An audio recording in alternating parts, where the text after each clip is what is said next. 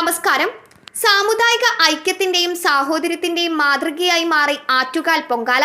പൊങ്കാലയ്ക്കായി തലസ്ഥാനത്തെത്തിയ ആയിരക്കണക്കിന് സ്ത്രീകൾക്ക് സൗകര്യങ്ങൾ ഒരുക്കിക്കൊടുത്ത് മണക്കാട് ജുമാ മസ്ജിദ്.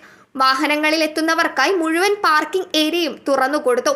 ഡ്രൈവർമാർക്ക് താമസ സൗകര്യങ്ങൾ പള്ളിക്കുള്ളിൽ ഒരുക്കി. സ്ത്രീകൾക്ക് പ്രത്യേക ടോയ്ലറ്റുകളും കുടിവെള്ള സൗകര്യങ്ങളും ലഭ്യമാക്കി.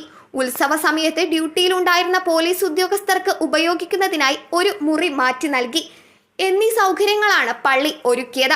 എല്ലാ വർഷവും പള്ളിയിൽ സൗകര്യങ്ങൾ ലഭ്യമാകാറുണ്ടെന്നാണ് അവിടെ എത്തിയ സ്ത്രീകൾ പറയുന്നത്. റമദാൻ കാലയളവിൽ തുടർച്ചയായി വ്രതം അനുഷ്ഠിക്കുന്നതിനാൽ രാവിലെ പൊങ്കാലയർപ്പിക്കാനായി എത്തിയ ഭക്തർക്ക് ഭക്ഷണം നൽകാൻ കഴിയാത്തതിലുള്ള ഖേദം പള്ളി കമ്മിറ്റി രേഖപ്പെടുത്തുന്നു. എന്നാൽ കഴിഞ്ഞ ദിവസം വൈകിട്ട് തങ്ങൾ നോമ്പു തുറന്നപ്പോൾ അവിടെയുണ്ടായിരുന്ന ഭക്തർക്ക് ഭക്ഷണം നൽകിയതായും അവർ പറയുന്നു.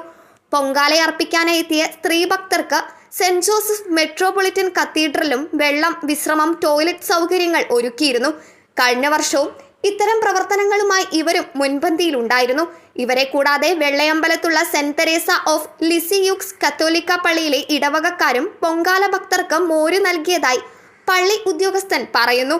കേരളത്തിനകത്തും പുറത്തുനിന്നുമായി ആയിരക്കണക്കിന് സ്ത്രീകളാണ് പൊങ്കാലയർപ്പിക്കുന്നതിനായി തലസ്ഥാനത്തേക്ക് എത്തിയത്. വിദേശത്ത് നിന്ന് പോലും ആറ്റുകാൽ ഭഗവതി ക്ഷേത്രത്തിലേക്ക് ആളുകൾ എത്തിയിരുന്നു. സ്ത്രീകളുടെ ശബരിമല എന്നറിയപ്പെടുന്ന ഇവിടുത്തെ ക്ഷേത്രത്തിലെ വാർഷിക ഉത്സവത്തിന്റെ ഭാഗമായി പൊങ്കാല ഒരുക്കുന്നത് ശുഭകരമായ ഒരു ആചാരമായാണ് കണക്കാക്കപ്പെടുന്നത്. തമിഴ് ഇതിഹാസമായ ചിലപ്പതികാരത്തിലെ നായികയായ കണ്ണകി കള്ളനെന്ന് തെറ്റായി മുദ്രകുത്തി വധിക്കപ്പെട്ടതിന്റെ പ്രതികാരം ചെയ്യാൻ മധുര നഗരം നശിപ്പിച്ചതിനു ശേഷം പ്രദേശത്തെ സ്ത്രീകൾ അവൾക്ക് നൽകിയ ആതിഥ്യ മര്യാദയെ അനുസ്മരിപ്പിക്കുന്നതാണ് വാർഷിക ഉത്സവം.